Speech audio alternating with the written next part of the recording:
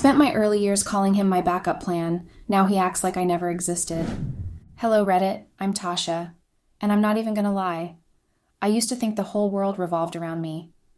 But they say karma comes in silence, with no fireworks or warnings, just a chill that runs down your spine when you realize you're no longer the main character in the story.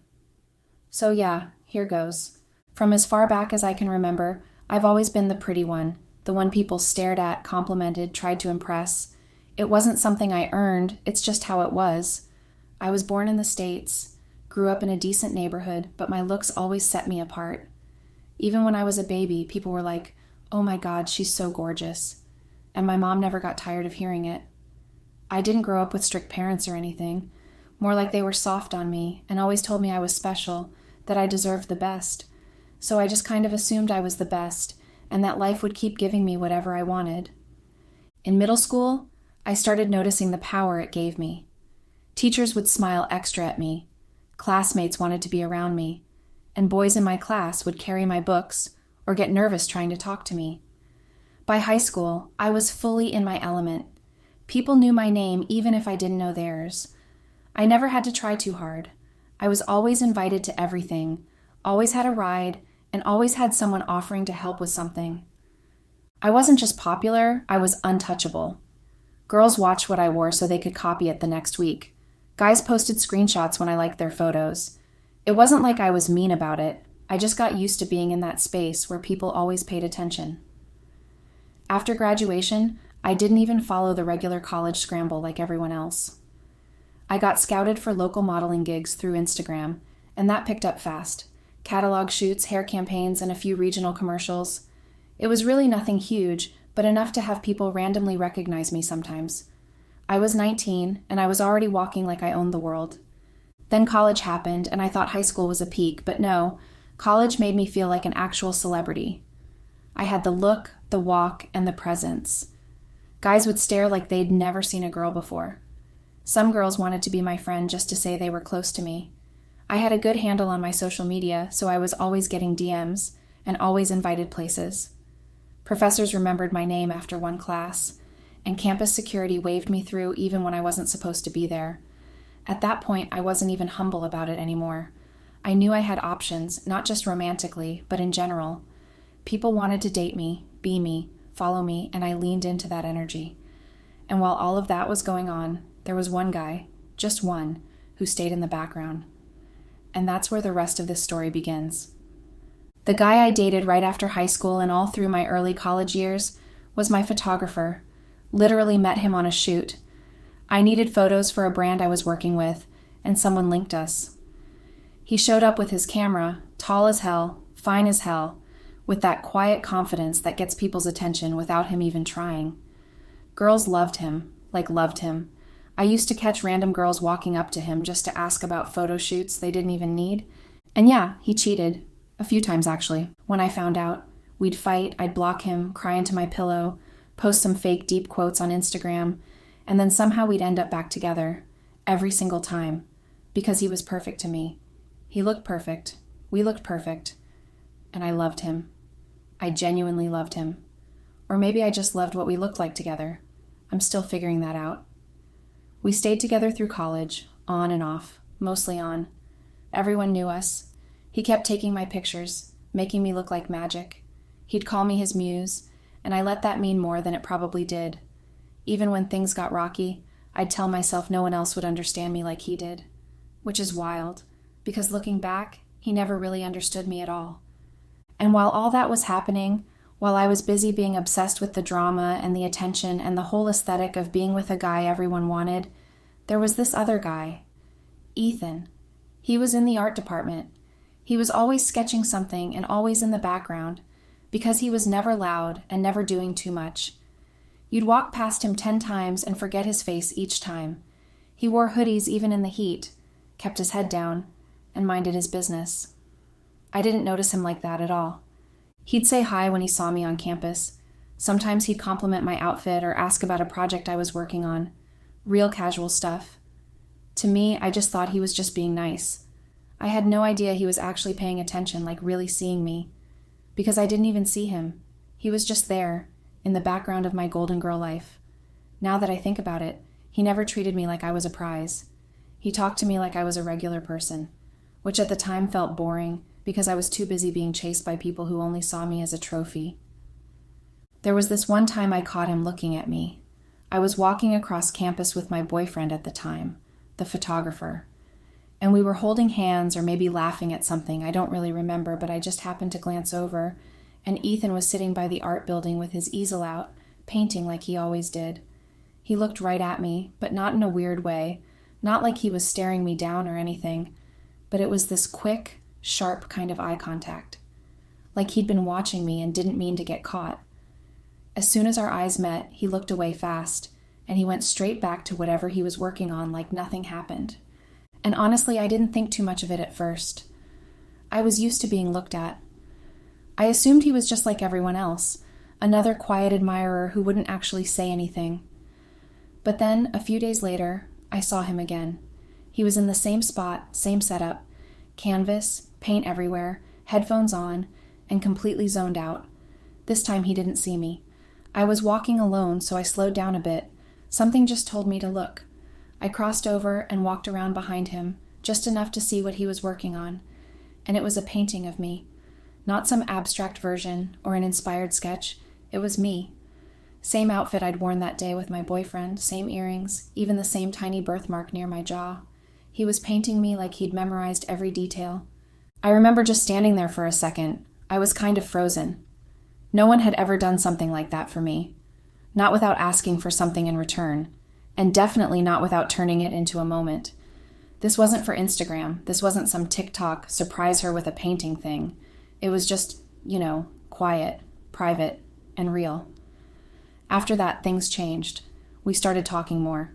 It was nothing deep, just random conversations whenever we bumped into each other on campus. We weren't close, but there was this quiet understanding between us. We didn't need to force anything. Also, he didn't treat me like I was famous or untouchable, and I didn't feel like I needed to perform anything around him. He never brought up the painting, and I never asked why he did it. I think we both just let it be what it was. A moment that meant more than either of us admitted out loud. After college, everything started falling apart slowly. My boyfriend, the photographer, got worse. He'd always cheated. But back then, he used to at least pretend he respected me enough to keep it hidden. He was careful, discreet, like he knew there was a line he wasn't supposed to cross in front of me. But once we were out of school, that line disappeared. He stopped hiding it. He started sleeping around more, and it wasn't even behind my back anymore. It was right in front of me. Different girls texting him at night.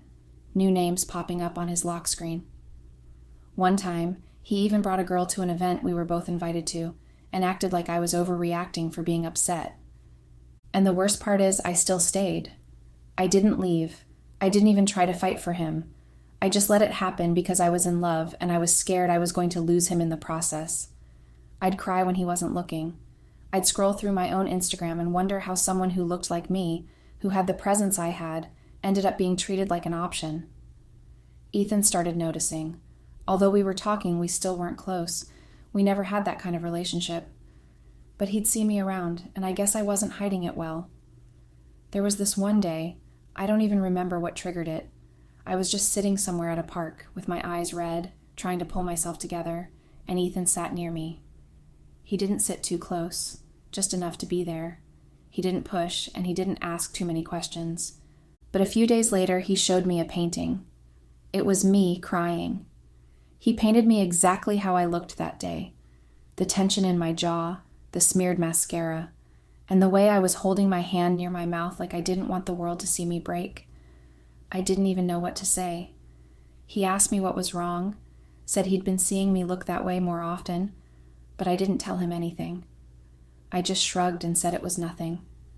Because what was I going to say? That I let someone walk all over me for years and I still didn't leave? That I'd rather be with someone who broke me than be alone? So I kept it all to myself. And then my boyfriend died in a car accident. This was about 2 years after we graduated.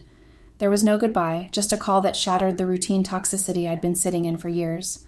Losing him was painful and sad. As much as I'd been hurt, as much as he'd humiliated me, I'd spent years with him. I'd wrapped my identity around being his girl, being the one he came back to even after all the mess, and suddenly he was just gone. I didn't even get the chance to yell or for closure. We had no final conversation. I cried a lot. I stopped eating for a while. Some days I'd wake up and forget he was dead, then remember halfway through brushing my teeth and feel like I couldn't breathe. It was a different kind of grief. It was not just losing a person, but losing everything I thought we might still fix. And it was Ethan who helped me through it. He didn't do anything dramatic. He didn't try to be a savior. He was just there for me, showing up without needing to be asked, sending me food, checking in, and walking with me when I didn't feel like talking. Sometimes we just sit and exist in the same space, and that was enough. He never asked me to love him. He just kept being kind. About a year later, we started dating. It wasn't some big romantic shift. It just happened, slowly and naturally. I started looking at him differently. I started noticing the way he paid attention, and the way he remembered small things I'd said months before. He made me feel safe in a way I didn't even know I needed. But it wasn't perfect. The first time we had a real argument, like a serious one, not just bickering, something ugly came out of me. I was frustrated, emotional, probably still carrying a lot of unprocessed pain, and I said something I can't ever fully take back. I told him he was never supposed to be the one, that he was just a backup who got promoted to lead because my actual person died. It came out raw, unfiltered, and the second I said it, I knew I'd gone too far. And that wasn't even the only time I said something like that. That backup comment kept showing up. I don't even know why. It's not because I planned to be cruel, but because I felt like it was sitting right there in the back of my head, waiting to come out every time I felt cornered or overwhelmed. It's wild, really. Ethan was the only stable, consistent person in my life, the one who picked up my pieces without asking for anything in return, and yet I still couldn't bring myself to fully stand beside him the way he deserved. One of the biggest issues we had, the one that came up over and over again, was that I didn't want people to know we were dating. It's not like I was hiding him out of fear. It was pride, ego. I didn't like the way we looked together. Ethan wasn't a tall guy, and that might sound shallow, but it was real for me. I like tall guys, tall, broad-shouldered, dominant presence, the kind of guy you notice when he walks in. Ethan was the opposite of that. He was quiet, soft-spoken, average height, and always wore the same neutral-toned clothes. And when I stood next to him, especially in heels, it messed with how I saw myself. I used to avoid posting photos of us. If we went out and ran into people I knew, I'd act weird. I'd step to the side when someone tried to take a group pic, or I'd introduce him casually like we were just friends. At one point, I even told him not to tag me in anything. I said it was about privacy, but it wasn't. I just didn't want people asking questions. It started getting to him. We'd argue, and it always spiraled. Like this one time we were supposed to go to a friend's engagement party together, someone I knew from back in college, the kind of crowd that used to hype me up, and at the last minute I told him I didn't feel well. Then I showed up alone in full glam. He saw the photos. When he brought it up, I deflected. I told him he was being dramatic, and that it wasn't that deep, that I just didn't want attention on us. But deep down, I knew what I was doing. And whenever he'd try to talk to me about how it made him feel, like how small it made him feel, I'd hit below the belt. I'd say things like, "You weren't even supposed to be here. You were the safe option, my backup plan." Sometimes I'd say it just to shut him down. Other times I'd say it because I believed it, or because I was trying to convince myself that it was okay not to fully commit emotionally if I framed him as temporary. And what made it worse was, he'd never yell back. He'd never insult me. He'd just go quiet or nod like he expected it, like he already knew that deep down I was ashamed of him. Then one day on my birthday, everything came to a head. Ethan planned this dinner party for us at this really nice restaurant. It was nothing over the top, just intimate and soft, exactly his style. It wasn't a huge party, just a few people, some close friends, cozy lighting, and the kind of thing I would have actually appreciated if I wasn't so busy trying to control how everything looked from the outside. I remember feeling off the whole night. I was dressed up and people were taking pictures, but something in my chest felt heavy. And then, right in the middle of it, right when things had started to settle, Ethan got up from his seat, walked around the table, and went down on one knee. He pulled out a ring, and I froze. My heart dropped straight to the floor, and all I could think about was how everyone was looking at us. Their phones, their faces, and their eyes on me. I kept whispering for him to stop, to get up, to not do this here, not like this. I was trying to smile, trying to keep it together, but he didn't catch on. He looked so sure of himself and so happy. He really thought this was it, our moment. And then he asked me to marry him. He said it out loud in front of everyone. I snapped. I didn't even try to keep my voice down. I asked him why he'd embarrass me like that, why he'd put me in a corner like I didn't have a choice, why he thought he could just force that kind of decision out of me in public and in front of people I hadn't even officially introduced him to as my boyfriend. I told him I hated him for it, for making me feel like I had to say yes or be the bad guy, for putting me on the spot like I owed him something just because he waited around. And then I walked away right in the middle of my own birthday dinner. I went home that night completely shaken. I was still angry, still embarrassed, but mostly just confused. I didn't even know what had just happened. I kept replaying it in my head. Him on one knee, the looks on people's faces, and the heat in my chest when I realized I couldn't control the moment anymore. But I thought we'd talk after. I thought maybe we'd argue, and maybe he'd be upset, but we'd work through it. I told myself it was just a fight, a really intense one, sure, but not the end. Except that was the last time Ethan ever spoke to me. He ghosted me completely. At first I gave him space, thought he needed time, but days passed, then weeks. I couldn't take it anymore, so I showed up to his apartment. I figured we needed to talk in person anyway. I didn't even think he'd be the type to hold a grudge. When he opened the door, he didn't even look surprised to see me, but the way he looked at me was frightening. I tried to explain to him. I told him I only said no to the proposal, but not to us, and that doesn't mean that we've broken up, that he took me by surprise, and that he knew how much I hated public display of affection and being put on the spot, that it wasn't about him, but it was about me feeling overwhelmed. Still, he didn't react or say a single word to me. He just let me talk and talk like I was a ghost and invisible to him, as if he had already erased me from his life and he was just being polite by letting me finish my monologue. I stood there trying to stay composed and trying not to cry again, but I could feel it. That final wall. The one I'd never seen him put up before. So I left thinking he still needed a little space and time before things would go back to normal. But a week went by again, and I didn't hear a word from him. I kept checking my phone, refreshing old conversations, looking at pictures, scrolling through his socials, even though I knew he wasn't the type to post much. It was like he disappeared, but I knew he hadn't. I guessed he was just done with me, and I missed him. And not just the relationship, but him, the way he used to look at me when he thought I wasn't paying attention, the little notes he'd leave just to make me smile, and the way he'd instinctively reach for my hand when we crossed the street. I missed all of it, so I went back to him. This time I wasn't angry or defensive.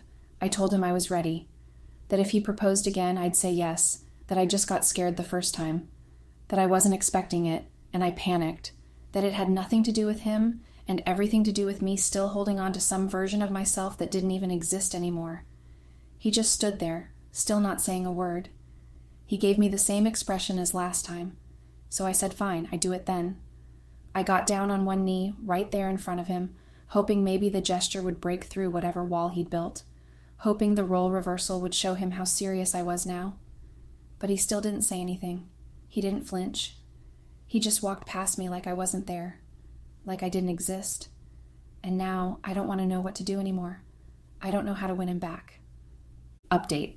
After that day, I stopped trying. I didn't go back. I didn't text. I didn't show up at his place again. Something in me finally accepted that he wasn't coming back. I don't even know if it was pride or peace that made me stop. Maybe a mix of both. But I knew I couldn't beg someone to love me again after I made them feel like they were never enough. Life just moved on. Sadly, there were no big moments of closure. I just started waking up, brushing my teeth, going to work, eating dinner, and scrolling my phone at night. But everything felt quieter and emptier. I'd see something small, a paintbrush, a hoodie that looked like his, someone sketching on the subway, and it would hit me in this dull, familiar way. I never blocked him. He didn't block me either. We just never said another word to each other. And there were no accidental liking of posts from afar. Nothing. Which just shows he never for once missed me. A few months later, I heard from someone that he moved to another city, although not far away. He started working with a nonprofit that used art therapy for kids. He sounded like something he'd do. Sounded like a life I could have been part of if I hadn't been so wrapped up in myself for so long. I still think about him. Not every day, though, but often enough that it lingers. Not in a what if we got back together kind of way. More like a deep, hollow kind of regret, and not just because I lost him, but because I didn't realize what he was worth until after he'd already stopped waiting. So yeah, that's the update. I had someone real, someone kind, someone who chose me when I wasn't even choosing myself, and I treated him like a placeholder until I didn't have anyone else left. Now I live with that. No redemption arc, but just a quiet ending I wrote with my own hands.